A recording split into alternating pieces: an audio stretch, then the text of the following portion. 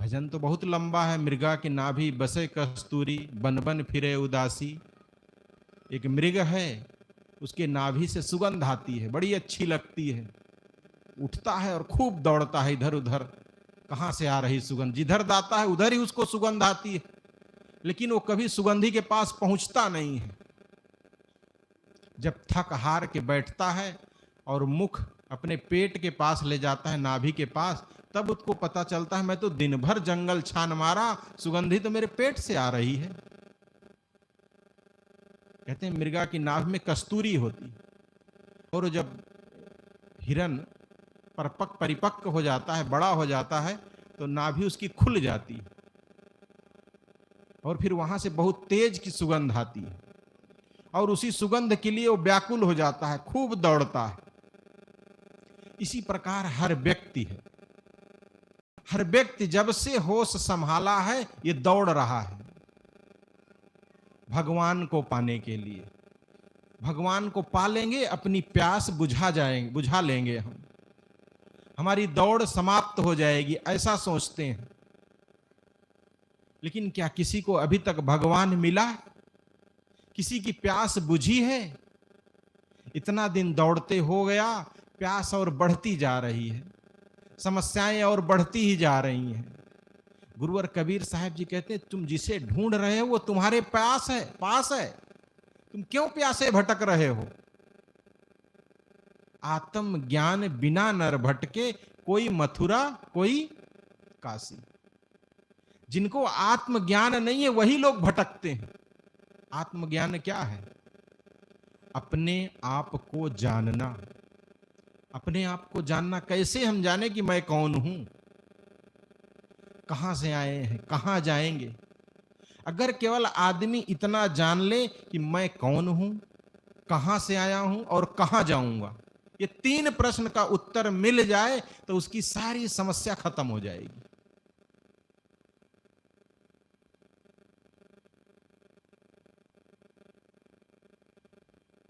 मैं आत्मा हूं। हमारा शरीर इन 5 तत्वों से बना है। 5 तत्व मतलब मिट्टी, पानी, आग, हवा। मिट्टी, पानी, आग, हवा हम लोग देखें कि नहीं देखें कैसे होती है? अब ये जाएगा तो कहां जाएगा? इसी में जाएगा ना। जो आपके पहले किसी को आप जलाए होंगे, किसी को गाड़े होंगे, 10 साल 20 साल बाद वो कहां चले जाते हैं? वैसे मिलेंगे खोदा जाए तो। कुछ अंश पानी बन गया होगा, कुछ मिट्टी बन गई होगी, जला दिए तो धुआं बन गया, भाप बन गया।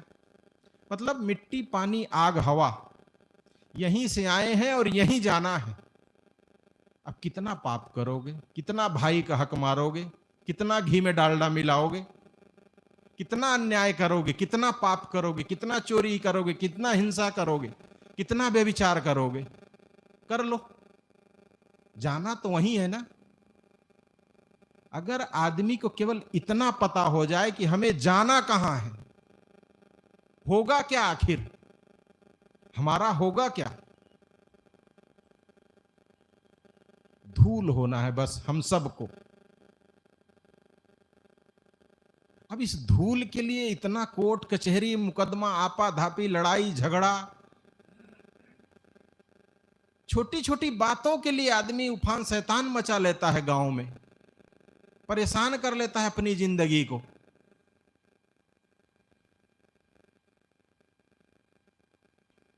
होना क्या है अंत में? धूल।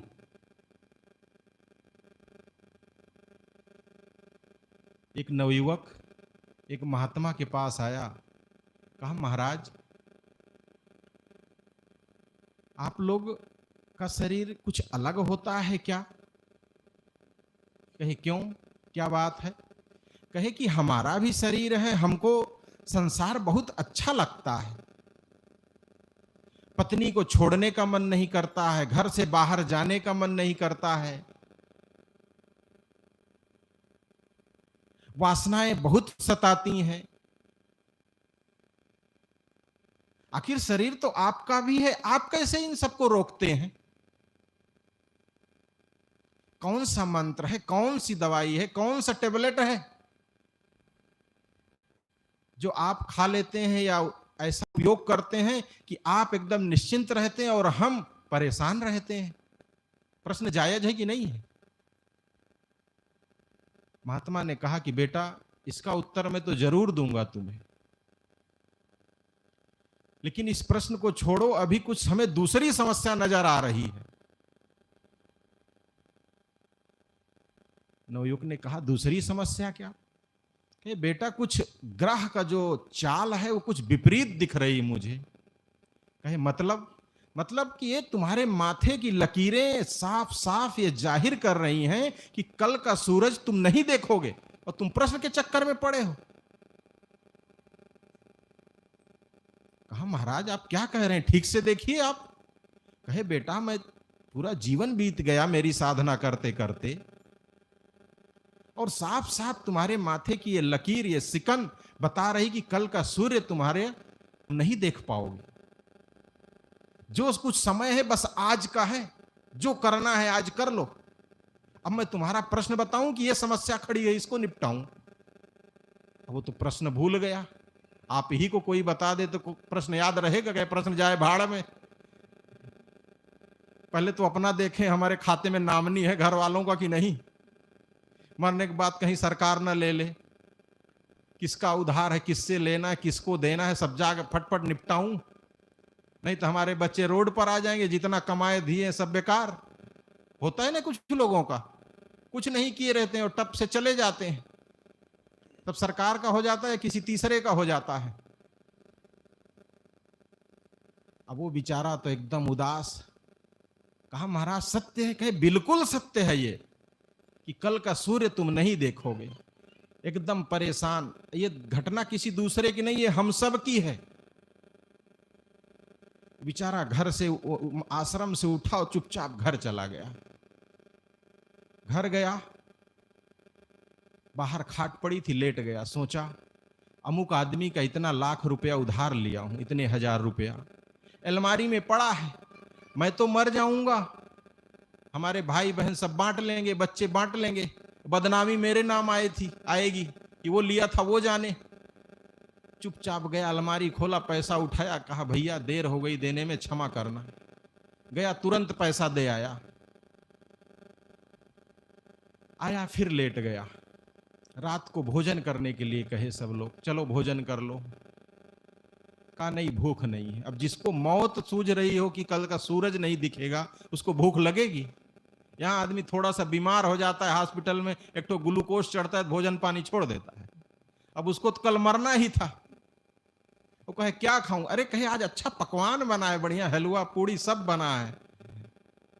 कहे, कुछ भी हो, हमें नहीं खाना है। घर वाले के, चलो भाई होगा कुछ, कभी कभी तबीयत खराब हो जाती, छोड़ के जा खा लिए। पत्नी आई, वो भी नहीं करती, अरे इतना मेहनत से बनाई, तुम क्यों नहीं खाओगे, एक ही पूड़ी खा लो। तो कहता, चुपचाप यहां से चली जाओ। बस कस के डांटा उसको भी भगा दिया। खा पी करके सब सो गए। पत्नी आई, चलो सोने के लिए, घर में चलो। कहता, नहीं मुझे यहीं सोना है, बरामदे में ही पड़े रहने दो। कहता, आखिर बात क्या है, कोई बात हो, कोई दिक्कत हो तो हमें बताओ। अब वो भी सोचता है, मैं तो जा ही रहा हूं, अब इन लोगों को तो रोना है ये है, अब अभी से क्यों रोएं, मरूंगा तो सुबह ना, तो बताने से क्या मतलब, जो करना था मैं कर लिया। का कुछ नहीं, चुपचाप चली जाओ, मुझे तुम्हारे साथ नहीं सोना है। बाहर ही सो गया। अब सोया तो क्या उसे नींद आएगी?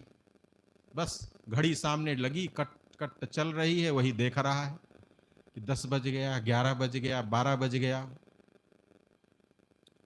4 बज गया। अब देखता है कि अब सुबह होगी और सूरज उगेगा और मैं सूर्य नहीं देखूंगा, मैं मर जाऊंगा। लेटा है, घड़ी ही देख रहा है, नींद तो उससे कोसों दूर थी। ये सब हमारी घटना है। सोचिए आप, आपके साथ भी यही हो रहा है। आपके साथ ऐसा हो, क्या दशा होगी? आपको नींद आएगी? घड़ी ही दिखेगी बस कि अब गया कि तब।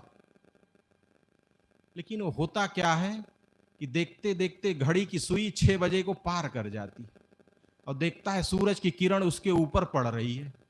खिड़की से आकर के बरामदे में देखता है कि अरे सूरज तो उग आया और मैं जिंदा हूं।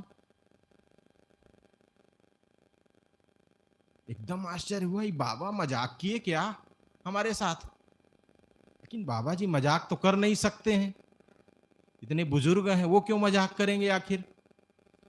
फिर से अपने आप को हाथ पैर हिलाया, सच में जिंदा हूं। देखा जिंदा हूं, सूरज भी एक हाथ ऊपर आ गया। तुरंत उठा, सबसे पहले बाल्टी में पानी भरा और नहाया, और नहा के कपड़ा पहना, पहुंचा आश्रम। बाबा के पास चलूं, खबर लूं उनकी, ऐसे क्यों हमको परेशान किए। पहुंचते ही ढूंढा, महात्मा जी दूर से ही चिल्ला रहा है। महात्मा जी अंदर से, क्या बात है बेटा, क्यों परेशान हो? कहे आप कहे थे मैं मर जाऊंगा, देखिए मैं आपके सामने खड़ा हूं। सामने खड़े हो तो ठीक है, लेकिन ये बताओ आज तुम्हें वासनाएं कितनी सताई, संसार कितना अच्छा लगा आज तुमको, मोह कितना सताया, लोभ कितना सताया तुम्हें आज। महाराज मेरे सामने मौत नाच रही थी और मुझे आप कहते हैं कि वासनाएं कितना सताई। मैं मौत को देख रहा था कि अब मरूंगा कि तब, वहां कहां काम, कहां वासना, कहां लोभ। महाराज ने कहा बेटा तुम्हारे प्रश्न का उत्तर यही है कि मौत हमारे सामने खड़ी है और हमें मौत, काम सूझेगा, लोभ सूझेगा, मोह सूझेगा। तुम जो प्रश्न पूछे थे ना, उसका उत्तर यही था और देने का तरीका हमारा यही था तुमको, कि तुम्हें मैं दूं ना, सीधा प्रैक्टिकल करा के दूं, कि तुम भी उसको अनुभव करो, कि देखो कि तुम्हारे जीवन में कितना काम रहा। इस 12 घंटे में तुम्हारे अंदर तुम्हें कितना काम सताया, कितनी वासनाएं सताई। अब ऐसी स्थिति में कोई घी में डालडा मिला सकता है घर जाके? नहीं कर सकता है। बंधु, हम सब की मौत हमारे साथ लगी हुई है, मरना तय है। जिस दिन जन्म लिए उसी दिन ये लिख उठा है कि आप जन्म लिए ही हैं मरने के लिए। और ये बात अगर आदमी को पता चल जाए तो वो गलत नहीं कर पाएगा, अन्याय नहीं कर पाएगा, किसी को दुख नहीं दे पाएगा, किसी को पीड़ा नहीं दे पाएगा। ये कैसे संभव हुआ? अपने आप को जानने से। मैं कहां से आया हूं, कहां जाऊंगा, ये बात, ये प्रश्न का समाधान जिस दिन हो गया कि हमें धूल होना है और धूल से ही हम आए हैं और आत्मा अजर अमर है, इसको मरना नहीं है, तब आदमी पाप नहीं कर पाएगा, उसे कोई संसार में दुख लगेगा ही नहीं। तो बंधुओं, गुरुवर कबीर साहब का यह संदेश कि पानी में मीन पियासी और मोहि सुनि सुनि आवत हासी, आत्म ज्ञान बिना नर भटके, कोई मथुरा कोई काशी। तो हम सब तो ज्ञानी है ना, आत्मा का ज्ञान हमको है कि ये जीव अमर है, हम कहां से आए हैं, कहां जाएंगे, ये अगर तय है, ये सब हम जानते हैं, तो हमें कोई परेशान नहीं कर सकता, कोई दुख नहीं दे सकता, कोई वासनाएं, कोई लोभ, कोई मोह हमको पराजित नहीं कर सकता, हमें अपने सत्य से विचलित नहीं कर सकता है, सत्य बोलने से हमको कोई रोक नहीं सकता है, अगर ये पता है कि हमको मर के धूल होना है एक दिन। तो गुरुवर कबीर का ये छोटी सी 2 पंक्ति और उस पर ये मेरा गुरुवर कबीर का ये संदेश हम सबको इस कबीर जयंती पर अपने जीवन में उतारना चाहिए, यहां से इसको साथ लेके जाना चाहिए। यहां तो हम बैठे थे तो कोई दूसरा बैठा था, लेकिन जब उठूंगा तो इस ज्ञान के साथ उठूंगा कि हमारे साथ कुछ भी नहीं जाएगा भैया, तो पाप क्यों करूं, मोह क्यों करूं, लोभ क्यों करूं, अन्याय क्यों करूं, भाई का हक क्यों मारूं, मुकदमा क्यों लड़ूं। जो 4 दिन बचा है शांति से जी लेना है। बस इतना ही कहकर मैं अपनी बात को ही विराम देता हूं।